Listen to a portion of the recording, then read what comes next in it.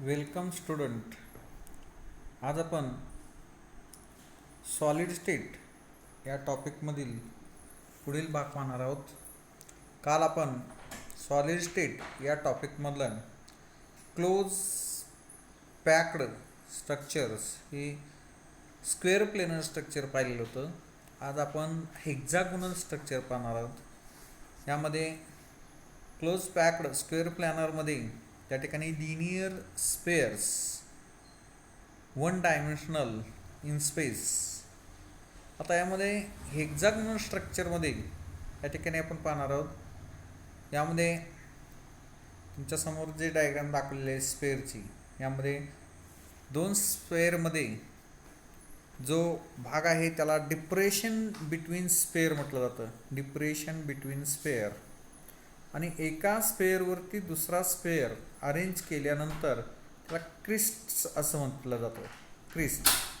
आणि दोन स्पेअरमधला जो सेंटरचा भाग आहे त्याला थ्रोज असं म्हटलं जातं. पहा, ठीक आहे.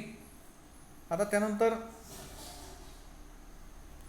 यामध्ये पहा, वरील आपण स्क्वेअर प्लेनरमध्ये एका स्पेअरवरती बरोबर त्या स्पेअरवरती दुसरा स्पेअर अरेंज केलेला होता. आता या ठिकाणी पहा, दोन स्पेअरच्या मध्ये जो भाग आहे त्या भागावरती दुसरा स्पेअर हा अरेंज केलेला आहे.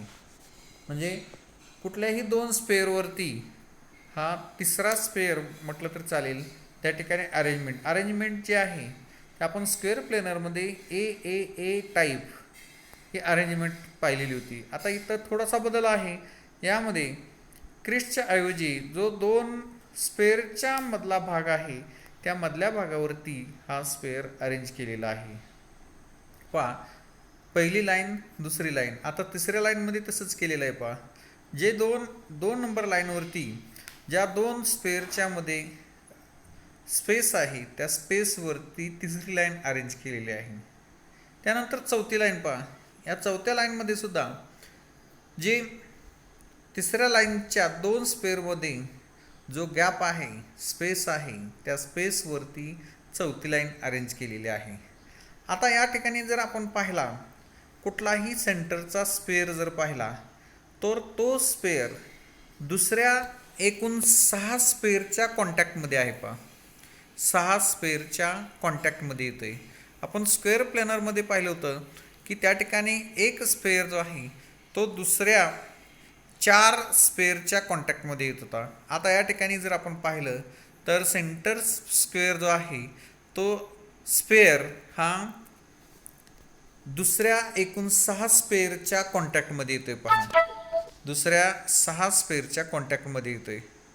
आता हा ग्रीन दाखवलेला आहे. पहा, त्या ग्रीनच्या कॉन्टॅक्टमध्ये रेड कलरचे स्पेअर किती आलेत?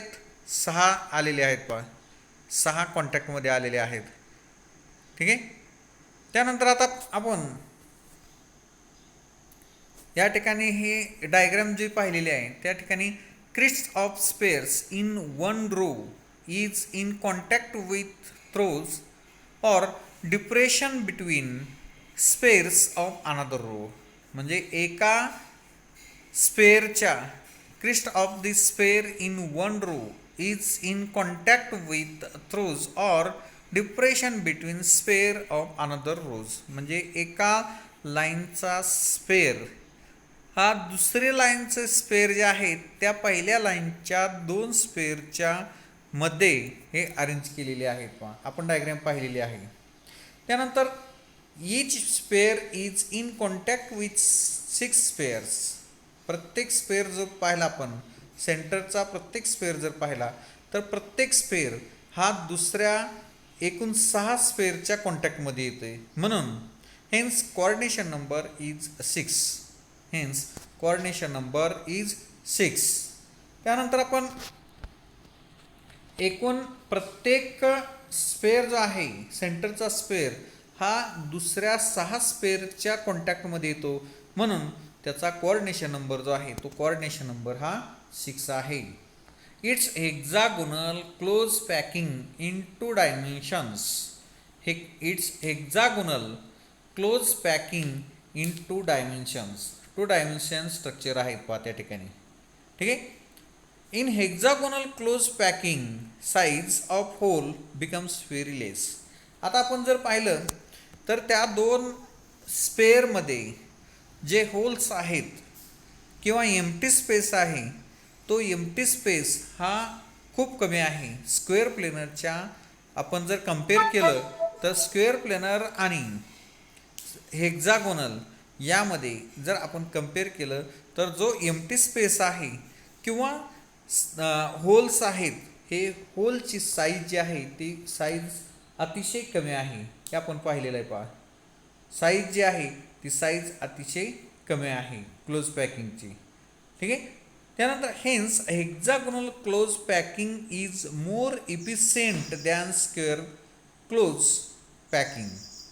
आता यामध्ये जर आपण पाहिलं तर दोन स्पेअरच्या मध्ये जो स्पेस आहे तो स्पेस अतिशय कमी आहे आणि अतिशय कमी असल्यामुळं स्क्वेअर प्लेनरचं आणि हेक्झागोनलचं कम्पेअर करून म्हणून त्या ठिकाणी hexagonal packing is a more efficient than square close packing.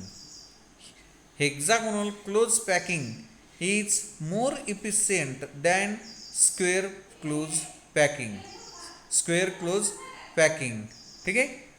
आता त्यानंतर if the center of six spheres surrounding any sphere are joined, a regular hexagon is formed.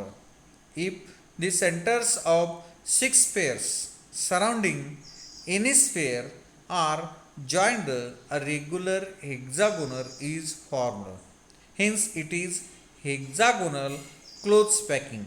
Hence it is hexagonal close packing.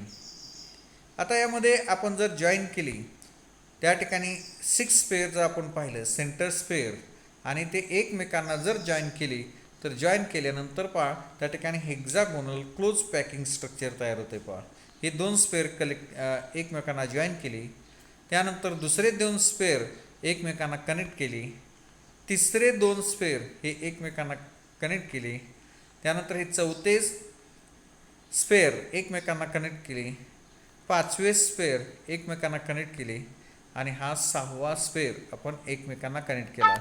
आता हे connect केल्यानंतर त्या ठिकाणी hexagonal close packing structure तयार होते. पहा हेक्झागोनल क्लोज पॅकिंग स्ट्रक्चर तयार होते. ठीक आहे. ते आपण हे पाहिलेलं आहे. आता यामध्ये पहा each sphere is surrounded by six triangular shape holes pointing upward and downward alternately. आता यामध्ये स्पेअर जर आपण पाहिले प्रत्येक स्पेअर जर आपण पाहिला तर प्रत्येक स्पेअर हा एका स्पेअरच्या सराउंडिंगला दुसरे सहा स्पेअर आहेत आणि त्यामुळं सहा ट्रँग्युलर शेप्स होल्स किंवा एम्प्टी स्पेस हे तयार होतात आणि त्यामध्ये pointing upward and downward pointing upward and downward alternately. आता यामध्ये होल्स जे आहेत ते होल्स एका होलचे किंवा एम्प्टी स्पेसचं अपवर्ड पॉइंटिंग ट्रँग्युलर शेप असेल तर त्याच्या शेजारचा दुसरा जो होल्स आहे किंवा एम्प्टी स्पेस आहे हा डाऊनवर्ड ट्रँग्युलर शेप हा तयार होतोय. पहा आता यामध्ये पहा हे स्पेस आहे किंवा एम्प्टी स्पेस किंवा त्याला होल म्हणतो आपण. या होलमध्ये आपण जर आपण पाहिलं तर त्या ठिकाणी हा जर पाहिला तर हा अपवर्ड डायरेक्शननी ट्रँग्युलर तयार झालेला आहे. Upward triangle pointing upward triangle जो तयार झालेला आहे तो अपवर्ड डायरेक्शन झालेला आहे.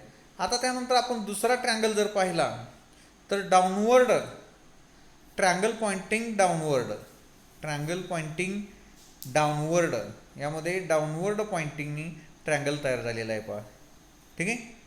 आता त्यानंतर पहा stage 3 packing of sphere in dimension हा जो भाग आहे हा आपण पुढील लेक्चरला पाहूया. धन्यवाद.